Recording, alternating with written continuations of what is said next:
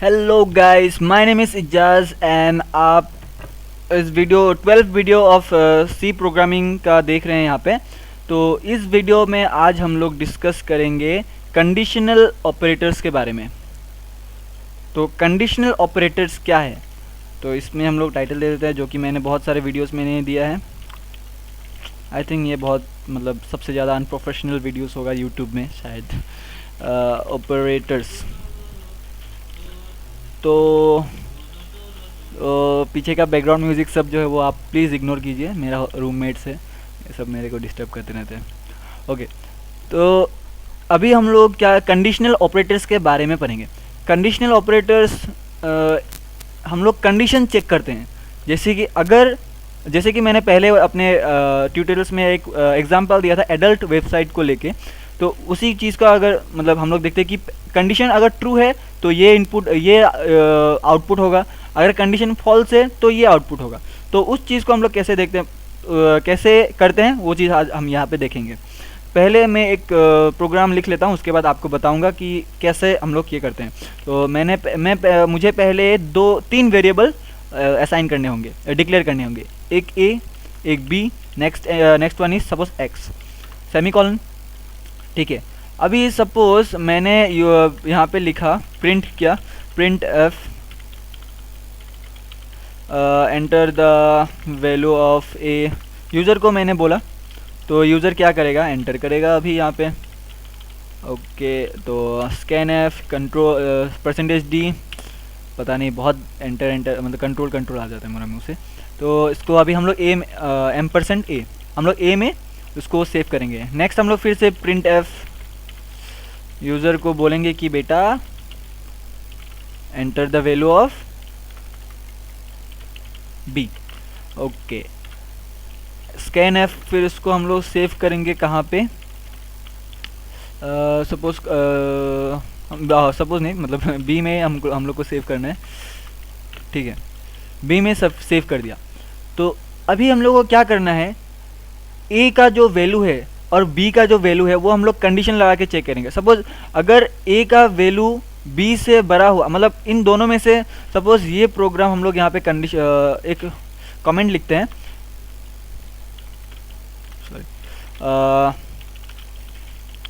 This program check the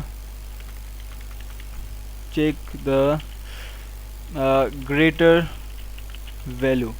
तो हम लोग यूज़र ने जो 2 इनपुट दिया, एक ए के लिए और एक बी के लिए, तो उन दोनों में से कौन बड़ा है, तो वो हम लोग चेक करेंगे।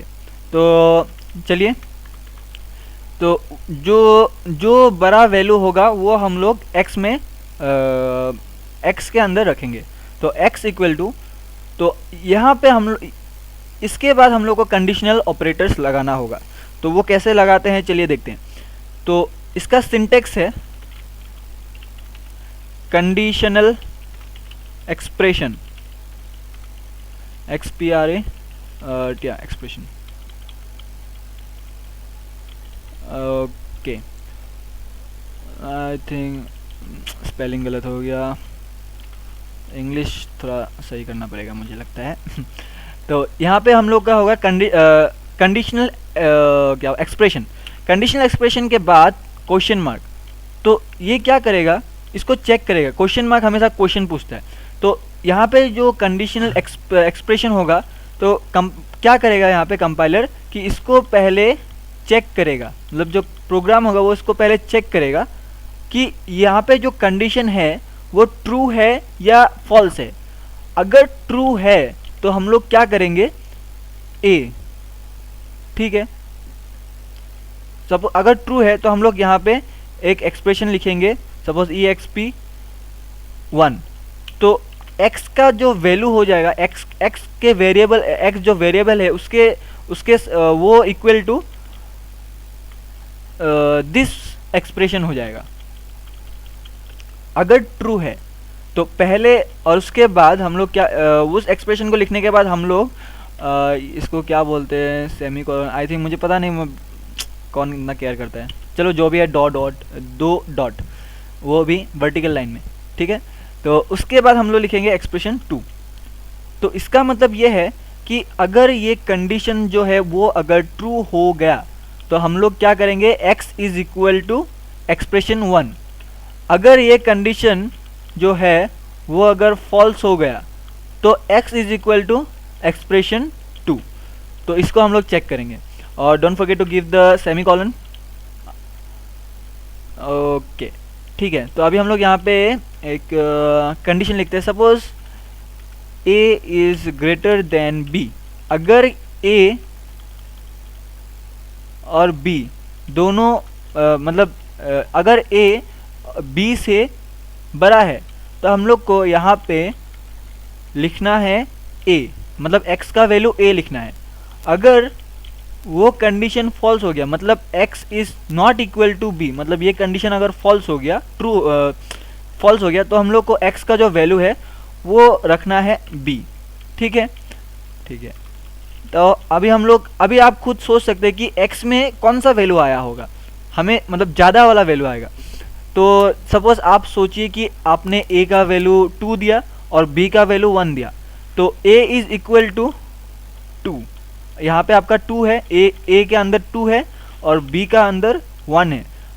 क्या 2, ये जो 2 है, क्या 2 1 से बड़ा है?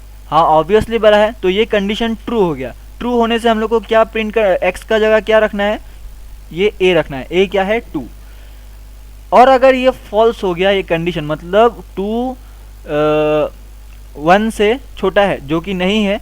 सपोज अगर हम लोग सपोज सोच लेते कि फॉल्स है, मतलब फॉल्स हो गए, तो क्या आएगा, यहाँ पे आएगा b, मतलब ये 1 जो है यहाँ का वैल्यू, ये x का जगह x इक्वल टू 1 हो जाएगा। तो इसको हम लोग रन करते हैं, print f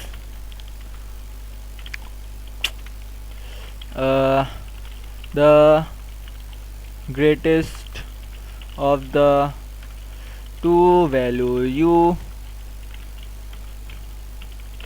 you entered is, यहाँ पे हम लोग जो वैल्यू है वो दिखाएंगे, इसलिए वहाँ पे कंट्रोल स्ट्रिंग इक्वल टू, अभी कौन सा वैल्यू दिखाना, x में सबसे ग्रेटेस्ट इंटीजर वहाँ पे घुसा हुआ है, तो x हम लोग दिखाएंगे। तो इसको सेमी कॉलन से क्लोज कीजिए। ओके, तो let's run this bad boy out. कुछ शायद एरर आ गया, स्कैन एफ में कुछ एरर है, SCANF, बहुत सारा टाइपोज। इसको फिर से रन कीजिए। ओके, तो अभी a का वैल्यू सपोज मैंने 5 दिया, एंटर। b का वैल्यू सपोज मैंने 2 दिया, तो अभी क्या आएगा आउटपुट, वो गौर से देखिए। The greatest of the two value you entered is 5।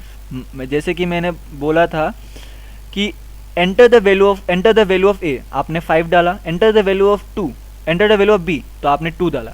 तो आपको पता नहीं a 5 2 से बड़ा है या फिर 2 5 से बड़ा है। आप जैसे सपोज सोच लीजिए आप बहुत मतलब गांव के इंसान हो, तो पता नहीं, लेकिन आपको प्रोग्राम यूज़ करने आता है। तो the greatest of the two value you entered is 5। तो आपको इन दोनों में से ग्रेटेस्ट कौन है वो आपको मिल जाएगा। तो ऐसे कंडीशंस हम लोग ऐसे कंडीशनल स्टेटमेंट्स हम लोग लिखने के लिए हम लोग यहाँ पे रिलेशनल ऑपरेटर्स यूज़ करते हैं, और ये कंडीशनल ऑपरेटर्स हम लोग ऐसे सम्स के लिए, ऐसे प्रॉब्लम्स को सॉल्व करने के लिए यूज़ करते हैं। तो आई थिंक ये वीडियो से आपको बहुत कुछ सीखने को मिला, और नेक्स्ट ट्यूटोरियल में शायद लॉजिकल ऑपरेटर्स के बारे में डिस्कस करूँगा। तो कीप वाचिंग और सब्सक्राइब टू माई चैनल। जैसे कि मैं रोज़ बोलता हूँ, please subscribe to my channel. अपने दोस्तों को बताइए, शेयर कीजिए, जो दोस्त मतलब प्रोग्रामिंग में बहुत इंटरेस्टेड है। Okay then, see you in next tutorial.